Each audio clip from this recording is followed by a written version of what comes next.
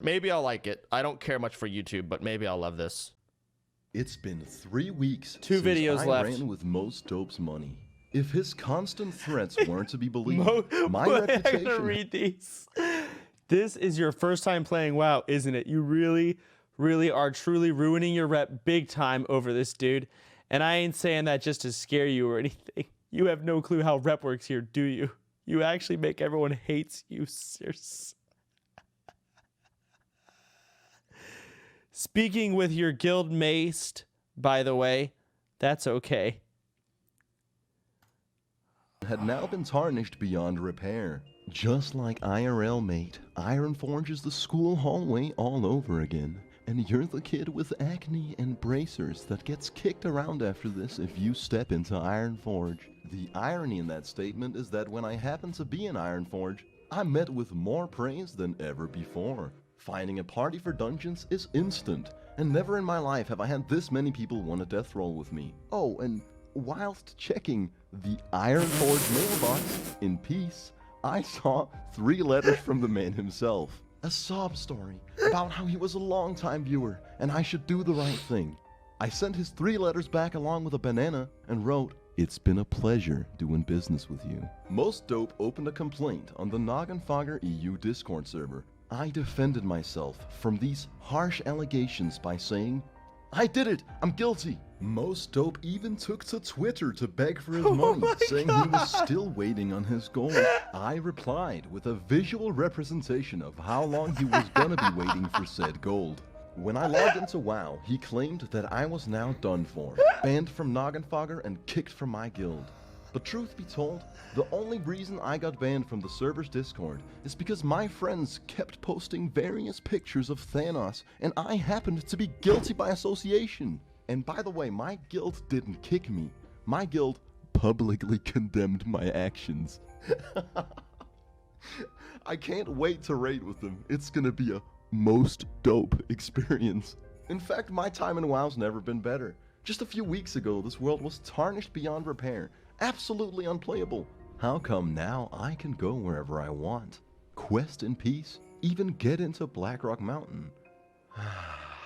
The reason why Azeroth is absolutely serene is the release of Phase 3. By adding 2 giant instanced PvP war zones to the game, designed around PvP for the PvP World PvP.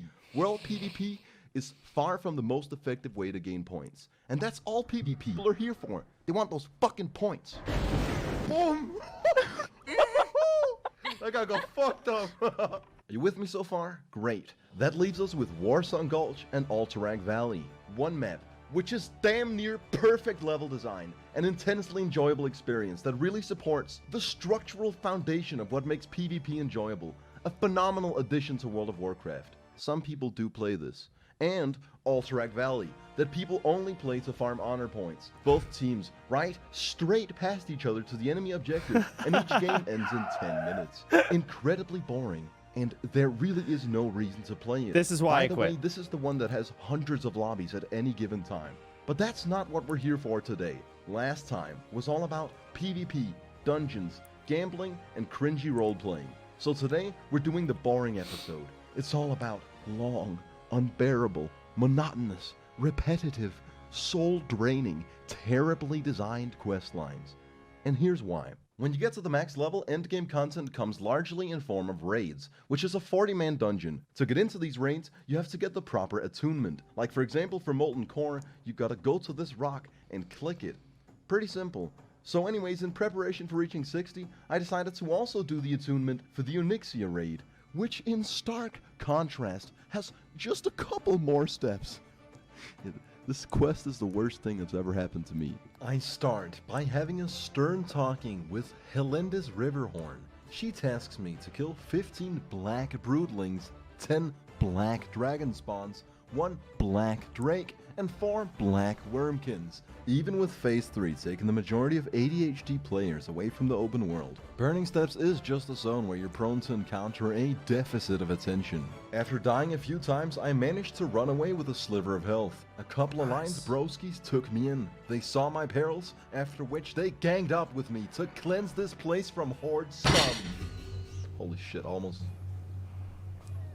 In under an hour, I managed to complete the quest, and now I'm tasked to travel to Lakeshire. When our griffins parted ways, I knew I'd clicked the wrong destination. After a bit of a detour, I make it to Lakeshire, where Magistrate Solomon sends me to Stormwind, where Lady Katrana Prestor calls the magistrate paranoid and refers to his men as an encampment of riffraff that are most probably suffering from heat stroke.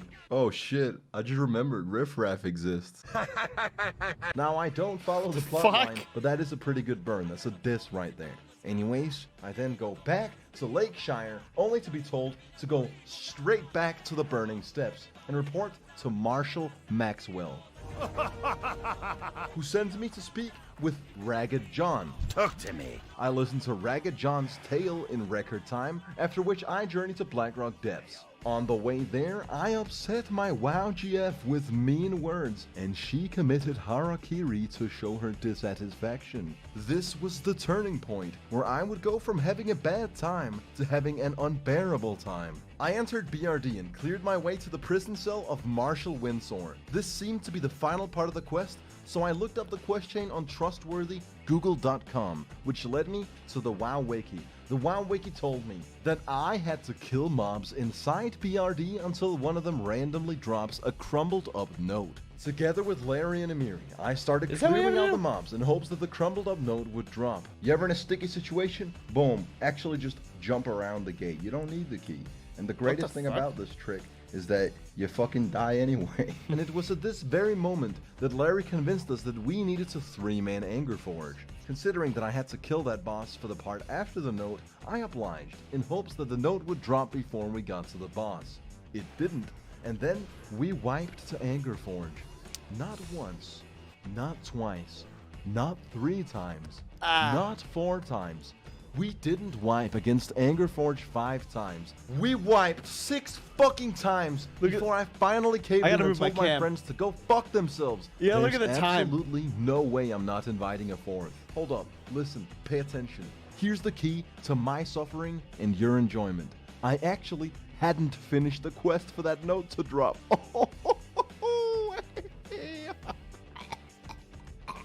So I rezzed the spirit healer, fly to the Burning Steps, talk to Marshal Maxwell, and return to finally kill General Angerforge. Not before drowning in the lava and walking a moderate distance though. And of course Hand of Justice didn't drop. It's a fucking 4% drop chance, Larry. So we basically did all that just for the bonding experience. Man, this is what I love about classic WoW, man. It's just a meaningful journey. Anyways, as the sun literally rises, I go kill slaves until the note drops. The note! Once it does, I'm finally able to continue this disgusting quest line at 7:30 in the morning. Then it finally felt like I was catching a bit of wind in my sails when I executed Pro jump. a perfect jump. Nice. However, when I then traveled by foot all the way to Marshal Maxwell, only to see no quest marker, as Marshal Windsor, the guy inside the dungeon, is the guy I should give the note to, I wasn't exactly excited. So I go all the way back inside the dungeon, hand the man the note, and get the quest, A Shred of Hope, tasking me to kill Angerforge and Lord Golem. So I get a squad together, we skank our way through Blackrock Depths, kill the 2 bosses for the quest. I hand in the quest items to Marshal Windsor, which activates, hands down, the longest escort mission in Azeroth. When I say it literally took half an hour, I mean it literally took half an hour of just walking this dude from one pack of mobs to the next. Once we were finally done with an experience that I consider a pure detriment to my existence, now we're about halfway through the Onyxia attunement. So we yet again go conversate with Marshal Maxwell, who sends us to the gates of Stormwind to talk to Reginald Windsor. Oh my god. I don't remember it being this long. Of course, activated the quest right before I got there. So then I had to just walk around Stormwind and just wait. Just wait. I was starting to get a little bit irritated at this point. So anyways, I wait till he's done with the quest, and then I start working with this absolute unit of a man. Not just does he reveal that Lady Katrana was actually Onyxia in disguise the whole time, he also comes with an escort mission.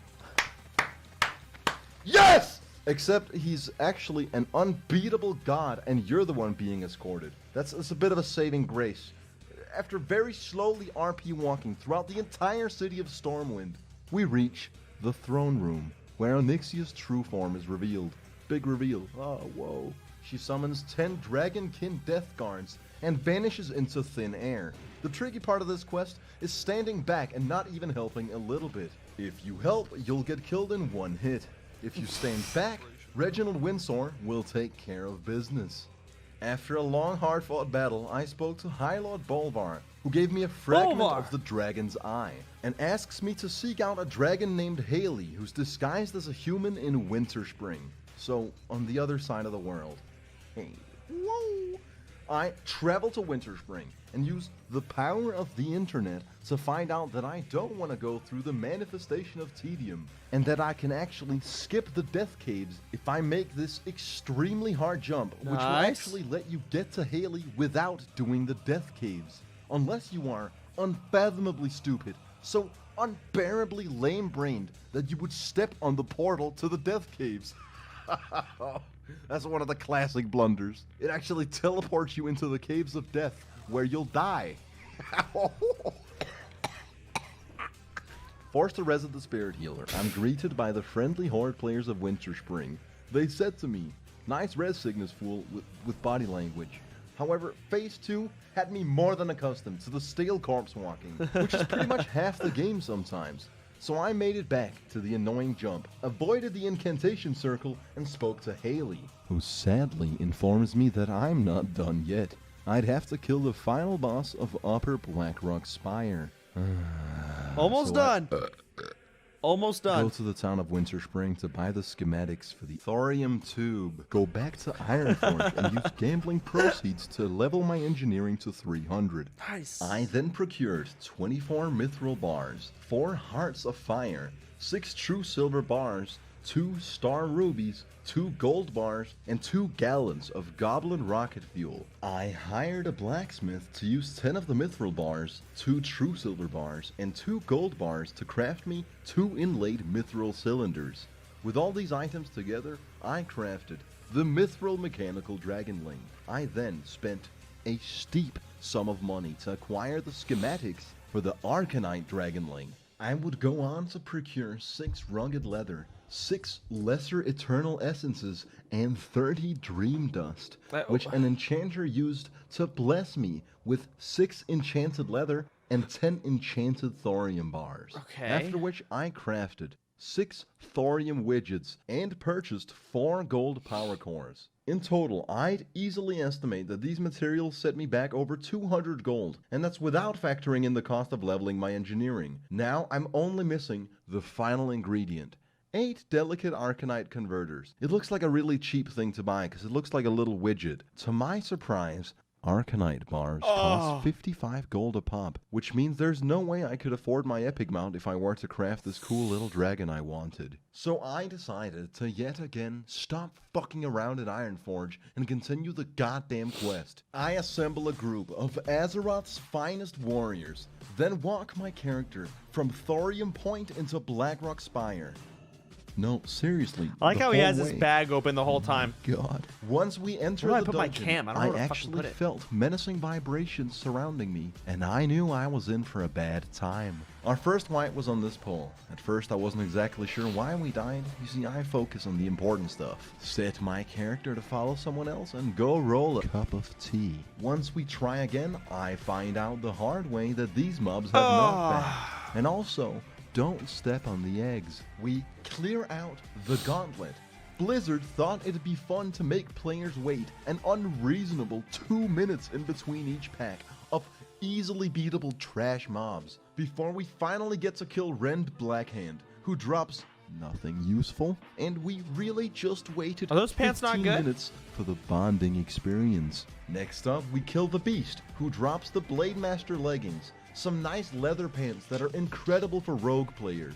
I need them for my collection of items that I'm never actually gonna wear unless I roll one very specific spec where they might be useful, which I won't. Then, we wiped against the trash mobs. I set my character to follow and go take a shit. After dropping King Kong's finger, we wipe to the same Just group of relax trash and wait mobs for the and truth repeat the about process. 2020.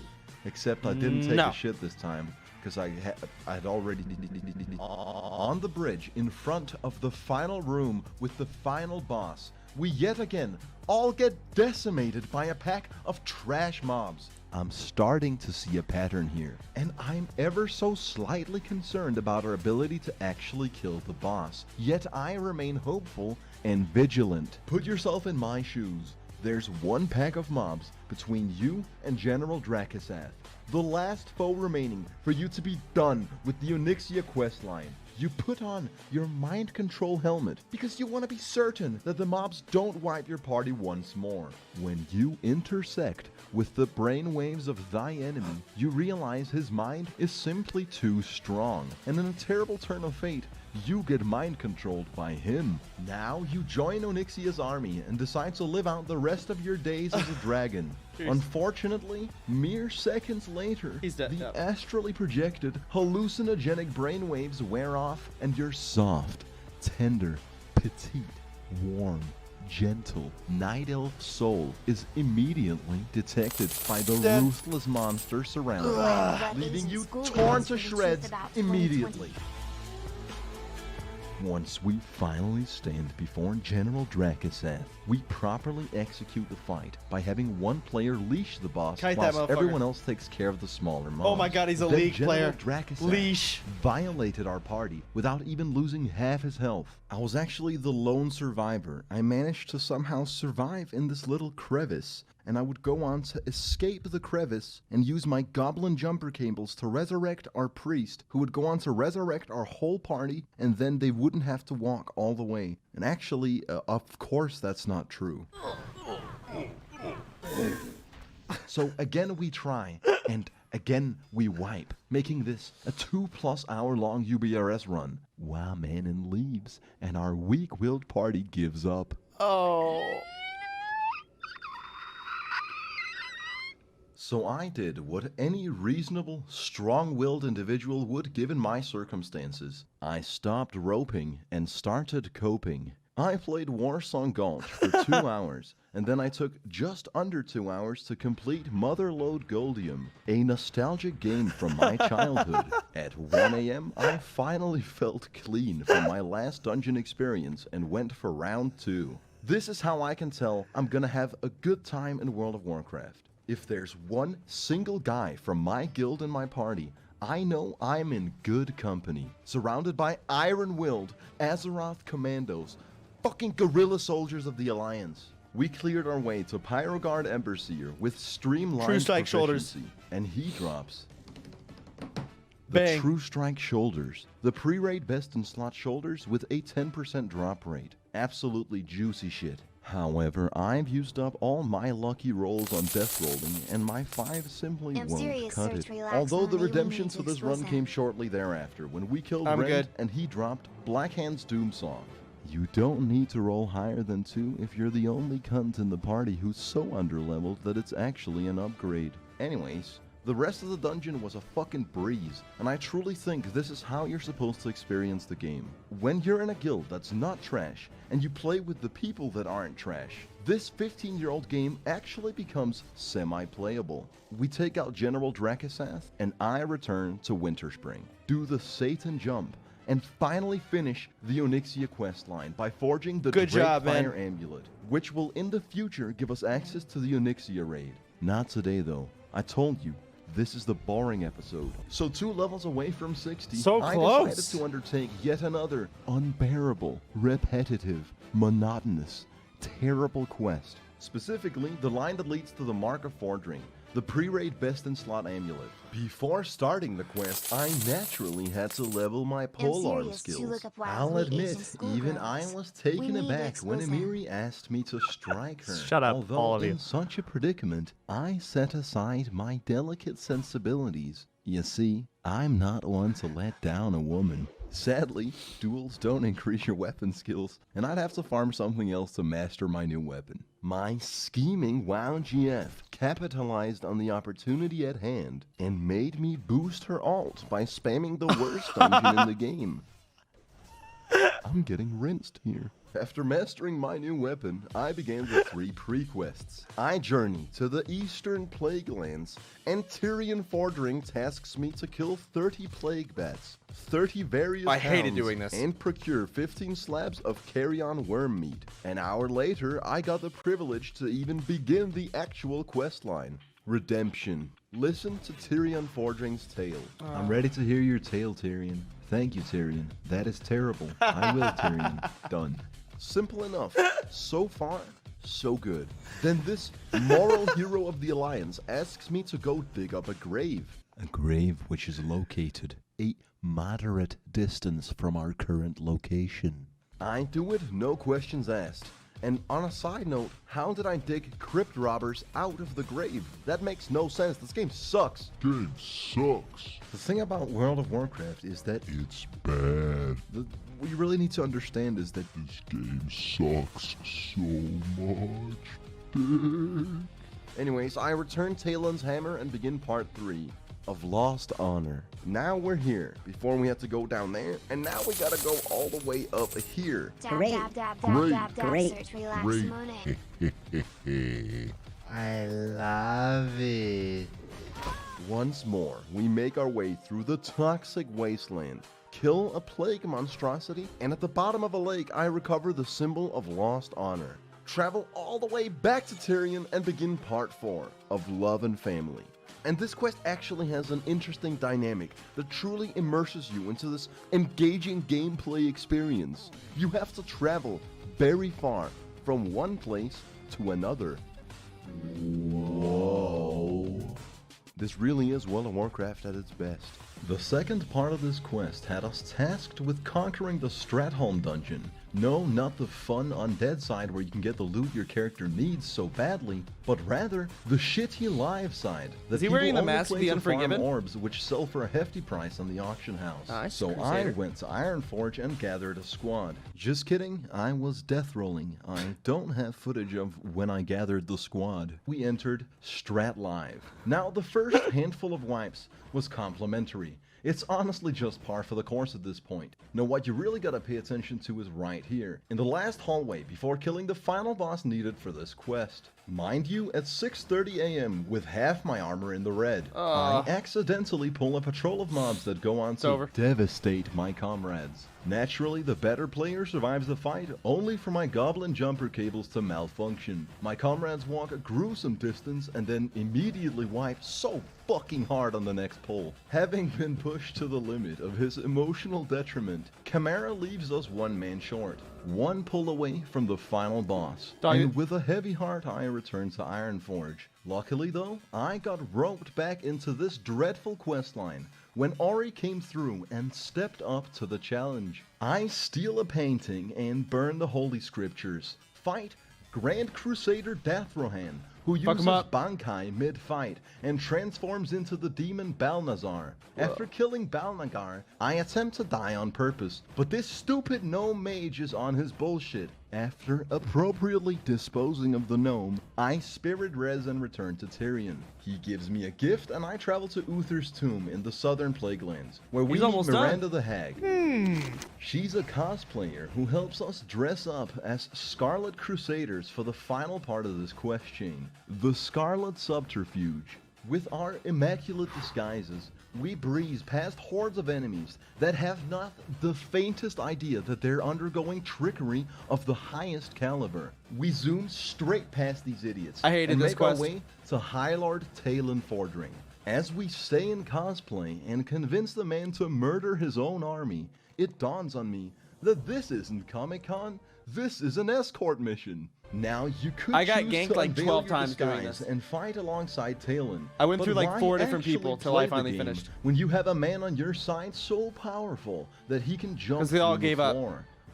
And we kept No, getting no, ganked. Me and Ori Like had groups much of better 5. things to do with our time than racking up a repair bill, like walking in circles, doing the dance, RP walking, and questioning where Talon got a horse of that size. By the way, he got extremely close to dying once. You're probably supposed to help him. After RP walking for 20 minutes, Talon Fordring finally arrives at his destination, where he fights some trash mobs and somehow dies in one hit for no reason. Then you literally have to wait about 5 minutes for Tyrion to arrive. As we pass 8 AM, I finally complete the quest line to receive the Mark of Fordring, an absolutely fantastic amulet. I'll have you know that in 2 weeks of my life, I completed 2 quests in World of Warcraft, and I unironically think I live a pretty fulfilling life. Now you're sitting there in your chair, slumped over, with brain fog, a smelly t-shirt, and a big Adam's apple. Practically a zombie at this point. And I ask you, where's your fucking sense of urgency? Fix your goddamn posture. Sit up straight like an adult. Just fucking grow up already. Look at the level. Look at it. Look at my XP. Can't you see that I'm about to ascend? Wasn't it obvious I lied all along and played you all like a goddamn fiddle? Strung you up like a fucking violin. This isn't the boring episode. This is the episode where I fucking rise! 334 hours of my life. Pain, blood, sweat and tears. Discovering this beautiful world, including its ugly side. Dungeons at 4 AM. Gnomes. ADHD rogue players. Innumerable horde encounters. Repetitive, soul-draining 15-year-old game mechanics. 2 fully fledged World of Warcraft e-relationships. Getting our mount. The crippling gambling addiction.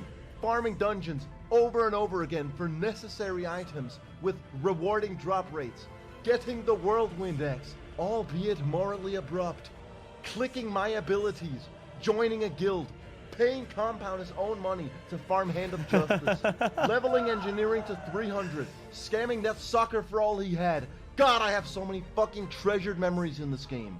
I told you to sit up straight, but that's not gonna cut it, soldier. I'm gonna need you to take a stand. I'm not kidding, this is to the viewer. Stand up right now. Okay. December 15th, 2019. On this day, a legend of Azeroth is born. 334 hours ago, I was but a strand of DNA in the nutsack that is Teldrassil.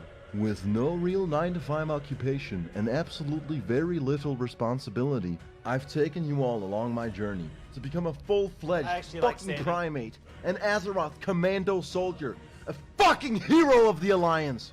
What did I say? I'm quick on my feet, vicious. Some would even go so far as to call me nimble. It wasn't easy. I wanted to quit many times, but I persevered and overcame harsh adversity. For the first 150 hours, I read every quest. It took me about 250 hours to find out that I can interrupt spellcast with Pummel. I leveled from 0 to 60 on a horde-dominated PvP server as a warrior. I was level 48 when Phase 2 dropped. Every level 60 player could get honored by ganking me, and I played throughout the entire thing. All of this, every pull, every mob, every single corpse walk, each step, every single death roll, each line of dialogue during cringy role-playing, every single popped retaliation, every goddamn fucking ninja loot, every dungeon played out till 5 AM, and every party abandoned in cold blood has led me to this very moment in time. One mob away from 60. My squad of ruthless warriors kneel before me and let me finish the job with the gnomish death ray. I told you! I don't fuck around! I'm the goddamn king! I'm on this shit! A bit anticlimactic that I overestimated the damage. So that's when we pulled out the gap.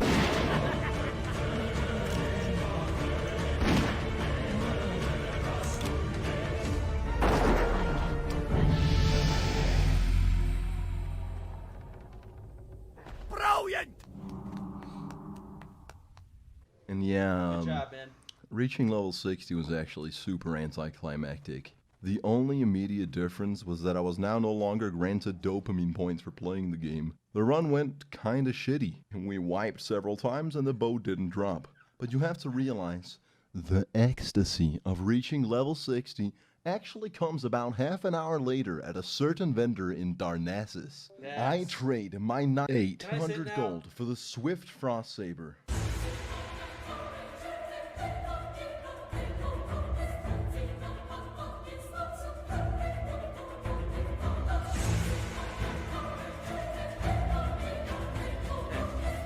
I'm gonna sit now. And then one morning, I caught a certain individual logging into Ironforge. Oh, it's most and dope. appropriately informed him that riding my new mount was a most dope experience.